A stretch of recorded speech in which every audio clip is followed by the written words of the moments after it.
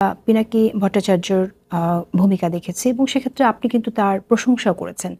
এখন উনি যা বলছে এটাকে আপনি কিভাবে দেখেন? আপনার আমি এই ব্যাপারে মন্তব্য কথা শুনতে বলতে চাই না, কারণ এবং সবার এই ট্যাগিং করে মানুষকে ক্যান্সেল করার যে প্রবণতা, এটা সবচাইতে প্রকট হচ্ছে কি অনলাইনে। অনেক ইউটিউবার, অনেক ফেসবুকার খুব অল্প দামে বিক্রি করে দিচ্ছেন। ইউটিউব এবং ফেসবুকে রেজ সত্যিই ভালো বিক্রি হয়। পিনাকিদা আমার খুব ক্লোজ মানুষ। আমি ওনার কাজের সমালোচনা করতে চাই না এই কারণে যে ইজ এ কমরেড, বাট আমি তাকে ভ্যালিডেটও করতে চাই না। মানে উনি ওনার পথ বেছে নিয়েছেন, ওনার পথ যেটা হবে সেটার ফল উনি ভোগ করবেন, এটাতে আমার কিছু বলার নেই। ও দেখেন, মানে আমাদের we have to be very honest about something. আমরা একটা ফ্যাসিস্ট রেজিমকে উৎখাত করেছি। In itself it doesn't give you any promised land, যে এর মাধ্যমে যে আমরা কিছু করে ফেলবো, সেটা একটা কমপ্লিটলি ডিফারেন্ট থিং। আমাদের উপর থেকে একটা বোঝা চলে গেছে। তো এই বোঝা চলে যাওয়ার পর যে আমাদেরকে যা করতে হবে এটা আমাদের উপর, এবং সেইখান থেকেই আমাদের, আপনি যে বলছেন যে আশাহত হচ্ছেন, আপনার সাথে একটু আগে আমার কথা হচ্ছিল, আপনি ওখানেও বললেন আশাহত হচ্ছেন, এটি স্বাভাবিক। ব্যাপারটা হচ্ছে যে আমরা এখন রিয়ালিটিতে হিট করছি, এবং রিয়ালিটিতে হিট করলে সবার আগে দেখা যাবে যে আওয়ামী লীগ গত 15 বছরে যা করেছে এর কাফারা আমাদেরকে দিতে হবে। মানে এর থেকে কোনো মুক্তি নাই। এবং আমাদের আশাহত যাওয়ার জায়গাটা হচ্ছে কি এখানে, যে আমরা যখন বুঝতে পারবো যে তারা অ্যাকচুয়ালি কী করেছে এবং যেই অবস্থায় তারা পালিয়ে গেছে, সেই অবস্থাটা এখন আমাদের ডিল করতে হবে। এই ডিল করার জন্য আপনার আশাহত হতেই হবে, এটা অস্বাভাবিক কিছুই না। এবং আমার মনে হয় যে বাংলাদেশের মানুষের মধ্যে ওই রিজলভ আছে, ওই জীবনী শক্তি আছে, যে তারা এখান থেকে বের হতে পারবে। আশাহত হতেই হবে যে কথাটা আপনি বলছেন, সেই জায়গাটায় আমি প্রশ্ন করতে চাই, কেন আমাদের আশাটা তো নিশ্চয়ই আমাদের অবাস্তব কোনো আশা না। আপনি যেটা প্রথম প্রশ্নে আপনি বলেছেন যে ফ্যাসিস্ট চলে গেছে, ফ্যাসিস্ট বা ফ্যাসিজম তো একটা ধারণা। সেই জায়গা থেকে আপনি কি মনে করেন যে আমরা সেই একদম সো কল্ড ফ্যাসিজম থেকে আমরা বের হতে পেরেছি কিনা, নানাভাবে সেই উপসর্গগুলো এখনো বিদ্যমান কিনা সমাজে, একটি প্রশ্ন। অফকোর্স বিদ্যমান। দেখেন, কোনো ফ্যাসিজম কোনো অপ্রস্তুত জাতিতে আসে না। আমাদের জাতির মানুষের মধ্যে যে বিকার ছিল, মানসিক বিকার, সেই মানসিক বিকারের ফলাফল হচ্ছে গিয়ে ফ্যাসিজম। এবং এটা কখনোই এমন না যে একটা অপ্রস্তুত জাতির উপর চেপে বসলো, তা না। আমাদের যে ফ্যাসিস্ট চিন্তাভাবনা, সেটা আমাদের জনগণের মধ্যে ব্যাপকভাবে প্রচলিত ছিল, and we have to accept that. তো ওখান থেকে বের হতে সময় লাগবে, এবং মানে আপনাকে চেষ্টা করে যেতে হবে। যে অ্যাকচুয়াল চ্যালেঞ্জ কিন্তু ফ্যাসিস্টকে তাড়ানো, এটা মাইনর চ্যালেঞ্জ। মেজর চ্যালেঞ্জ হচ্ছে গিয়ে আমাদের মানসিকতার উত্তরণ। যে ওই ফ্যাসিস্ট চিন্তাভাবনা মাথায় রেখে শেখ হাসিনা হেলিকপ্টারে পালিয়ে গেল, এটা it will not be enough. তো আমাদেরকে ওই মানসিক উত্তরণের জায়গায় যেতে হবে। আমি টকিং অ্যাবাউট মানে পাওয়ারফুল পিপল অফ বাংলাদেশ এবং জেনারেল পিপল। তো ওই জায়গাটায় আমাদেরকে যেতেই হবে, আদারওয়াইজ এর থেকে মুক্তি নেই। যে ঐক্য নিয়ে গণ অভ্যুত্থানের লড়াইটা হলো, প্ল্যাটফর্মে সবাই নেমে এলো, সে ঐক্যের যে ফাটলটা ধরেছে সেটাকে আপনি কিভাবে দেখেন? কেন এই ফাটলটা আসলো আসলে, এবং সেটা আমাদেরকে কতটুকু দুর্বল করে দিচ্ছে? দেখেন, একটা সমাজে, আমি আপনাকে একটু আগে এই কথাটা বলছিলাম, যে একটা সমাজে যখন কোনো কিছু চেপে বসে থাকে, যেমন ধরেন ফ্যাসিজম, কিংবা ধরেন পুরুষতন্ত্র, বিভিন্ন ধরনের মতবাদ একটা সমাজকে চেপে ধরে রাখতে পারে। তো এই ক্ল্যাম্পটা যখন খুলে যায়, তখন আমাদের যে ধারণা, সেটা হচ্ছে কি আমরা নর্মালসিতে ফেরত যাব, সব কিছু আগের চেয়ে ভালো হবে। Not necessarily. রিয়েল লাইফে কোনো সমাজে এই ঘটনাটা ঘটে না।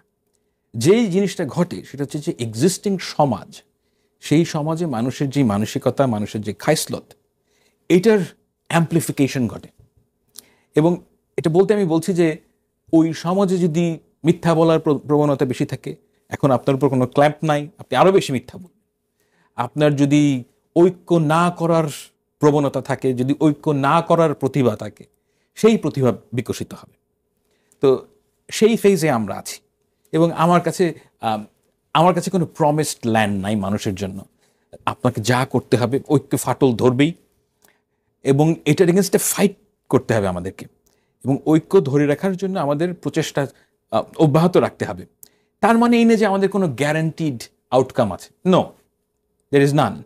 কিন্তু আমি মনে করি মানুষকে আল্লাহ তাআলা অশেষ ক্ষমতা দিয়েছেন, এবং সেই ক্ষমতার একটা জিনিস হচ্ছে কি যে আপনাকে আপনার প্রচেষ্টা চালিয়ে যেতে হবে। এবং যেহেতু এখন কোনো ফ্যাসিস্ট রেজিম নাই, আমি মনে করি যে এই স্বাধীনতা যে কাজে লাগাতে চায়, আমার মনে হয় সে অনেক দূর সফল হবে, হয়তো 100% হবে না। আপনি বলেছেন যে মানুষের যে অভ্যাস সেটাই ফিরে আসবে অভ্যাস এবং ultimately। মানসিকতা। হ্যাঁ, তো সেই জায়গা থেকে আমি প্রশ্ন করব যে এই মানসিকতা থেকেই কি আসলে এই ফাটলটা এলো? অ্যাবসলিউটলি। কিরকম একটু যদি খুলে বলেন। ওকে, আমি if I am very frank, মানে এই ঐক্যের যে ফাটল, সেই ফাটলটার আপনি সবচেয়ে ভালো এক্সাম্পল আপনি দেখতে পারবেন অনলাইনে, কারণ সেখানে সবচেয়ে বেশি মানুষ রিয়্যাক্ট করে। নাও আমি যেটা নোটিস করেছি যে 5ই আগস্টের আগে এখানে সবার একটা শেয়ার্ড গোল ছিল যে হাসিনাকে বের করতে হবে।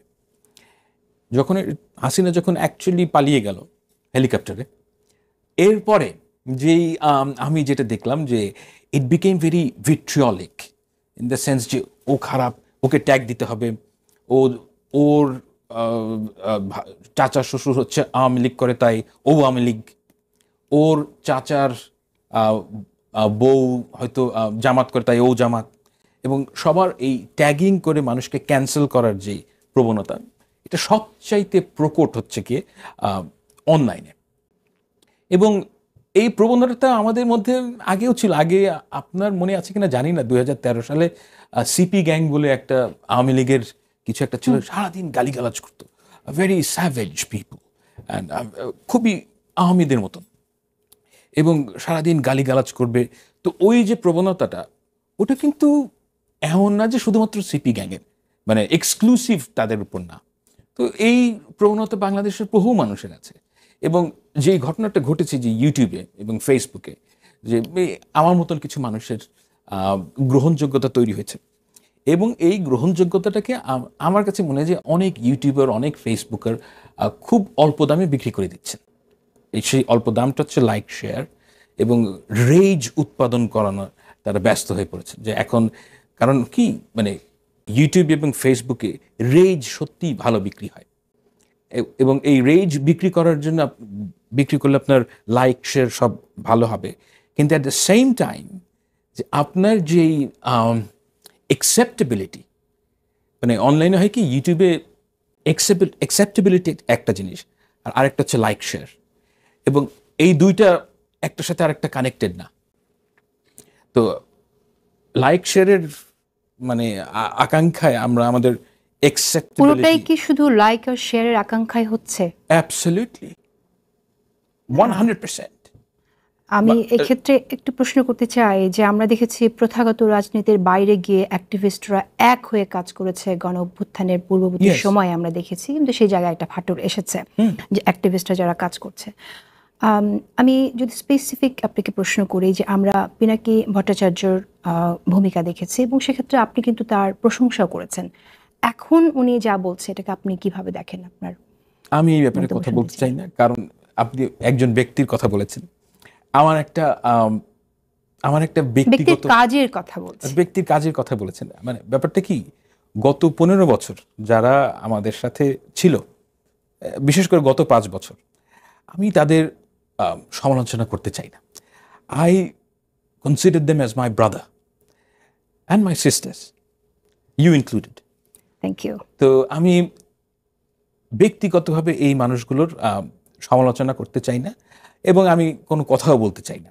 দেখেন, পৃথিবীতে ব্যাপারটা কি জানেন, যে আপনি যা করবেন এর ফলাফল আপনাকেই ভোগ করতে হবে। এবং মানুষ কিন্তু খুব ফিকল, বিশেষ করে বাঙালির খুবই ফিকল। এখানে একজনকে সম্মান দিতে হলে তাকে মরতে হয়, বুঝতেই পারছেন। তো পিনাকিদা আমার খুব ক্লোজ মানুষ। আমি ওনার কাজের সমালোচনা করতে চাই না এই কারণে যে ইজ এ কমরেড, বাট আমি তাকে ভ্যালিডেটও করতে চাই না। মানে উনি ওনার পথ বেছে নিয়েছেন, ওনার পথ যেটা হবে সেটার ফল উনি ভোগ করবেন, এটাতে আমার কিছু বলার নেই। ঐক্যটা রাখা সম্ভব ছিল কিনা, আমরা যেহেতু অনৈক্য নিয়ে কথা বলছি?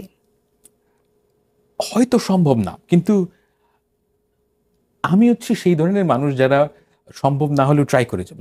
হোয়াটস right you must try that.